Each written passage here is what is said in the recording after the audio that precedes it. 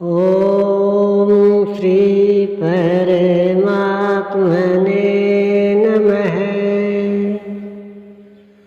भजन किसका करें? Part second.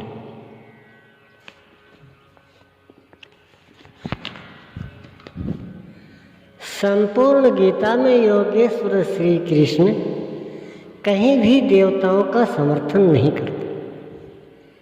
अध्याय 9 में वे कहते हैं कि कुछ लोग मुझे पूजकर स्वर्ग की कामना करते हैं। मैं उनको विशाल स्वर्गलोक के भोग देता हूँ, किंतु वे क्षीणे पुण्य मृत्यलोकम विसंति। पुण्य क्षीण हो जाने पर स्वर्ग से गिर जाते हैं, लेकिन गिरने पर भी उनका विनाश नहीं होता, क्योंकि वे विहित कर्म से चलने वाले हैं, जो सही विधि है।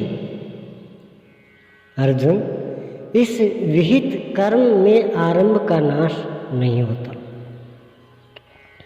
साधक चलते चलते कोई इच्छा कर भी ले तो भगवान उसकी पूर्ति करेंगे। वह वस्तु शाश्वत थी कब? इसलिए वस्तु तो भोगने में आ जाती है, किंतु उस भक्त का विनाश नहीं होता, क्योंकि वह विधि पूर्वक करने वाला है। वस्तुतः ब्रह्मा से उत्पन्न ब्रह्मलोक, देवलोक, पशु कीट पतंगादि लोक सभी भोग योनियां। केवल मनुष्य ही कर्मों का रचयिता है, जिसके द्वारा वह परमात्मा तक को प्राप्त कर सकता है, अपवर्ग साध सकता है। शरीर धारण के क्षेत्र में आप देवताओं से भी भाग्यशाली हैं, बढ़कर, क्योंकि यह तन सुर दुर्लभ है और आपको मिल चुका है। आप उनसे कौन सी आशा करते हैं? आप देवता बन लें, ब्रह्मा की स्थिति प्राप्त कर लें, किंतु पुनर्जन्म का सिलसिला तब तक नहीं टूटेगा जब तक मन के निरोध और विलय के साथ परमात्मा का साक्षात्कार करके उसी परम भाव में स्थित न हो जाए। उसकी विधि है गीतोक्त विहित कर्म, उसे भजने की निश्चित क्रिया। 16वें अध्याय के अंत में भगवान कहते हैं, अर्जुन, तू शास्त्र द्वारा निर्धारित किए हुए कर्म को कर। कौन सा शास्त्र? कहीं अन्यत्र भटकने की आवश्यकता नहीं, कि मन यही है शास्त्र विस्तरई है। अन्य शास्त्रों के पचड़े से क्या प्रयोजन? भगवान ने स्वयं बताया, इति गुह्यतमं शास्त्रम इद मुक्तम मया नघ। अर्जुन, यह गोपनीय से भी अति गोपनीय शास्त्र मैंने तेरे लिए कहा। अगले ही श्लोक में कहते हैं कि तेरे कर्तव्य और अकर्तव्य की व्यवस्था में शास्त्र ही प्रमाण है। इसलिए तू शास्त्र द्वारा नियत कर्म को कर। जो शास्त्र विधि को त्याग कर अपनी इच्छा अनुसार बरतता है, उसके लिए न सुख है, न परम गति है, न लोक है और न परलोक।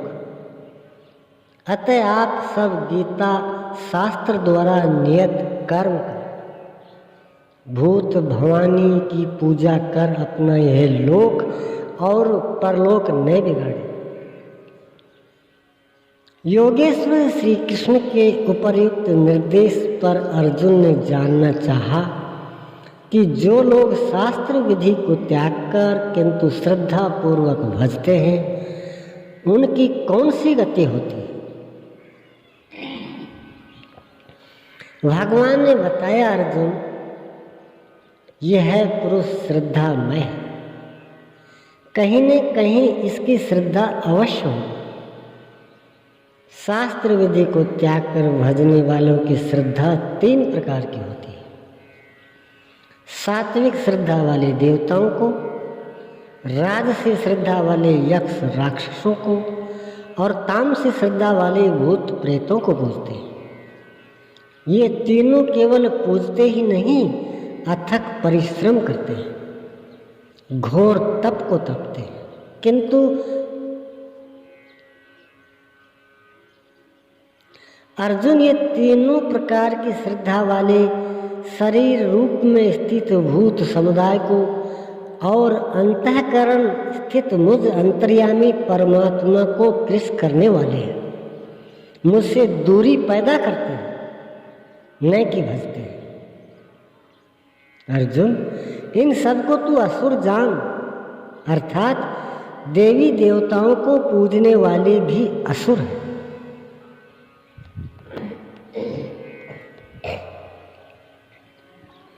असुर का मतलब क्या 2 सींग वाला, बड़े बड़े दांतों वाला कोई अजीब विचित्र जीव नहीं। परमदेव परमात्मा के देवत्व से जो वंचित रहने वाला है वह असुर है। श्री कृष्ण के अनुसार दुनिया में मनुष्य 2 प्रकार का है, एक देवताओं जैसा, दूसरा असुरों जैसा। दैवी संपद नामक गुणों को धारण करने वाला देवताओं जैसा है और आश्री संपद वाला दुर्गुणों को धारण करने वाला पुरुष असुरों जैसा है। आपका एक सगा भाई देवता और दूसरा सगा भाई असुर हो सकता है। अस्तु योगेश्वर कहते हैं कि इन सब को तू असुर जान, इससे अधिक कोई क्या कहे। बंधु, आपने इतना श्रम भी किया, शास्त्र विधि को त्याग कर इतना तप भी तपा, लेकिन परिणाम यह निकला कि उस परमदेव के देवत्व से वंचित हो गए, असुर जान असुर हो गए। जिस आत्मा को परमात्मा को प्रसन्न करना था वह और भी दुर्बल और दूर हो गए। जब श्रम ही करना है तो इस तरीके से करें जिससे वह परमात्मा आपके अनुकूल हो, प्रतिकूल नहीं। क्यों न शास्त्र विधि से नियत किए हुए कर्म को करें। अतः जिसके ये सभी अंश मात्र हैं उस मूल एक परमात्मा का भजन करें। इसी पर श्री कृष्ण ने बारंबार बल दिया है। एक परमात्मा का चिंतन गीता का मूल उपदेश है।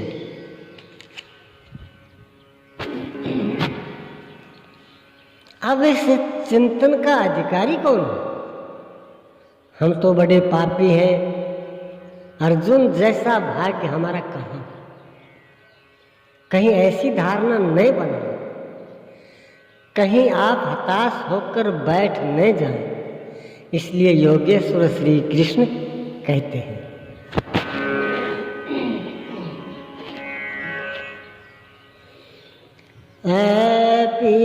चेत सुदुराचारो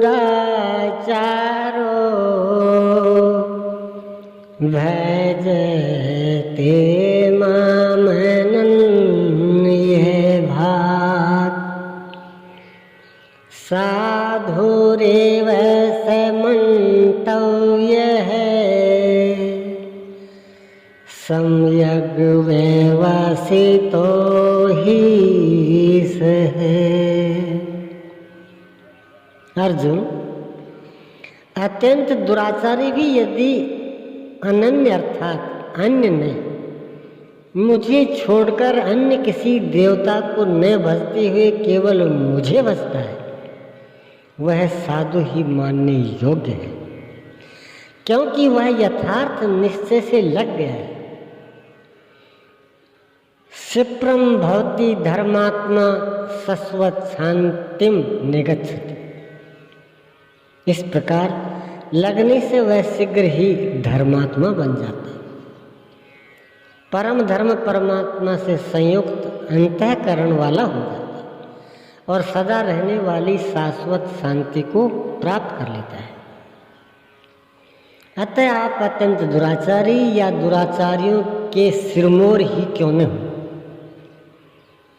अर्थात अन्य बहुत से दुराचारों की योजना भी क्यों न बनाते हो। यदि एक परमात्मा के प्रति श्रद्धा और परमात्मा की प्राप्ति की क्रिया अर्थात यज्ञ की प्रक्रिया नियत कर्म में श्रद्धा के साथ लगते हैं तो आप शीघ्र ही धर्मात्मा हो जाएंगे। कौन्तेय प्रति जानी ही न में भक्तः प्रणश्यति। अर्जुन, तू निश्चय पूर्वक सत्य जान कि मेरा भक्त कभी नष्ट नहीं होता, अस्तु अन्य किसी को पूजने का विधान नहीं है।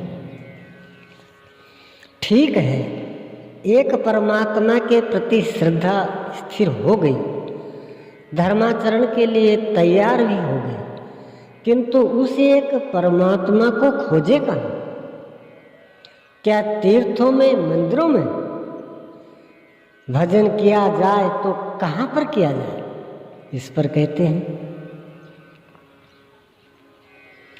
ईश्वर है सर्वभूतानां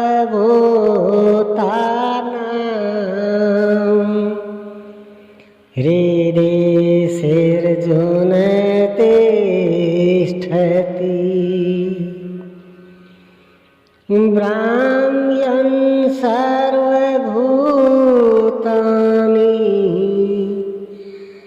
यंत्रारूढ़ानि मायया। अर्जुन, वह ईश्वर संपूर्ण भूत प्राणियों के हृदय देश में निवास करता है। जब इतना समीप है तो दिखता क्यों नहीं? तब बताते हैं कि माया रूप के यंत्र में आरूढ़ होकर सब लोग भ्रमवश भटकते रहते हैं, इसलिए नहीं देख पाते। तो क्या करें, शरण किसकी जाएं? गीता के श्लोक में कहते हैं तमेव शरणम गच्छ। अर्जुन, उसी हृदय देश में स्थित ईश्वर की शरण जाओ, सर्वभावेन, संपूर्ण भावों से जाओ। ऐसा नहीं कि आधा भाव देवी में तो चौथाई देवता में, संपूर्ण हृदय से समर्पित हो जाओ, इससे लाभ।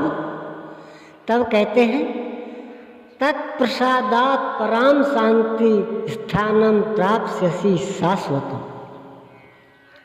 उसकी कृपा प्रसाद से तुम परम शांति को प्राप्त कर लोगे, उस स्थान को पा जाओगे जो शाश्वत है, सदैव है। अतः परमात्मा की शोध की स्थली हृदय देश है, बाहर कहीं नहीं। किंतु समस्या तो यह है कि वह हृदयस्थ ईश्वर आरंभ में दिखाई नहीं देता। हृदयस्थ ईश्वर की शरण जाएं तो कैसे जाएं? तो अगले ही श्लोक में कहते हैं अर्जुन, गोपनीय से भी अति गोपनीय एक बात और सुन। भला वह गोपनीय बात है क्या? मन्मना भव मद्भक्तो मद्याजी मां नमस्कुरु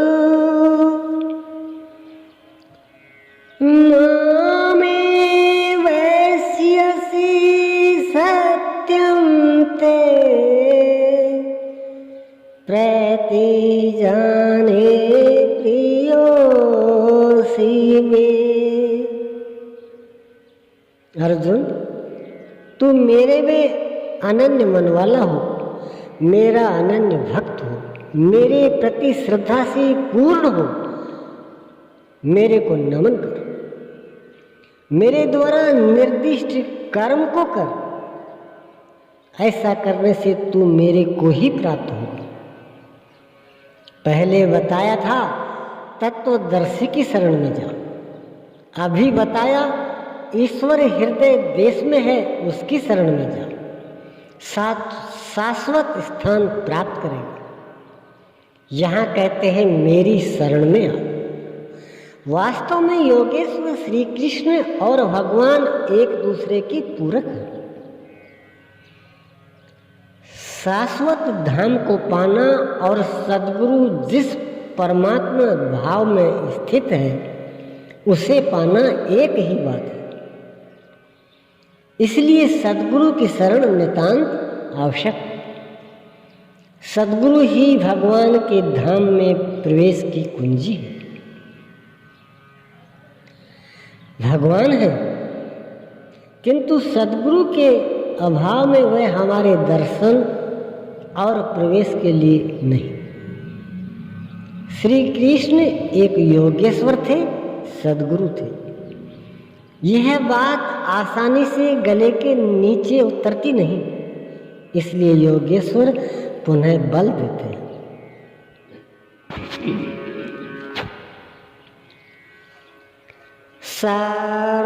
सर्वधर्मान् परित्यज्य मामेकं शरणं व्रज अहं त्वा सर्वपापेभ्यो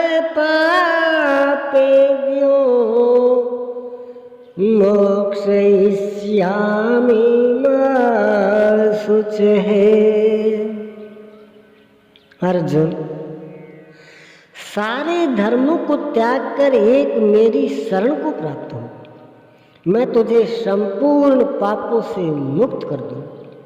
मैं प्रतिज्ञा करता हूं कि तू निश्चय ही मेरे स्वरूप को प्राप्त होगा। तू शोक मत कर। प्रत्येक महापुरुष ने यही कहा। भगवान राम कहते हैं भक्ति मोरी। इसी क्रम में बौद्ध कहते हैं बुद्धं शरणं गच्छामि। जैन कहते हैं सम्यक दर्शने ज्ञान चरित्राणि। तीर्थम करों का दर्शन, उनका बताया ज्ञान और उनकी तरह चरित्र निर्माण मोक्ष का साधन है। सिख कहते हैं वाहेगुरु। इस्लाम कहता है मुहम्मद साहब अल्लाह के रसूल हैं। ईसा कहते हैं संसार के भार से दबे लोगों मेरे पास आओ, मैं तुम्हें विश्राम दूंगा। पूज्य महाराज जी कहते थे हो हम भगवान के दूत हैं, हमसे मिले बिना कोई भगवान से नहीं मिल सकता। सभी तो आपको बुला रहे हैं, किसके किसके पास जाएंगे आप? महापुरुषों के इन कथनों का आशय मात्र इतना ही है कि अपने समकालीन किसी तत्वदर्शी की शरण ग्रहण करें। अतः एक परमात्मा के प्रति समर्पण और उसी के पकड़ वाले कोई महापुरुष हो, उनका सानिध्य, उनकी सेवा तथा उस परमात्मा का परिचायक 2-2.5 अक्षर का नाम चुन ले। राम अथवा ओम जो भी अभिमत हो। क्षण में राम क्षण में ओम, ऐसा अदले बदले नहीं। कोई एक नाम चुन ले, सबका अर्थ एक है, परिणाम एक है। बस इतना ही आपको करना है। यदि आप हिंदी नहीं जानते तो जो कण कण में व्याप्त उस एक ईश्वर का परिचायक हो, ऐसा कोई छोटा सा 2-2.5 अक्षर का नाम ग्रहण कर ले। जब नाम के सूक्ष्म सतहों में पहुंच हो जाएगी, तब यही छोटा सा नाम श्वास में ढला मिलेगा। ओम श्री सद्गुरुदेव भगवान की जय।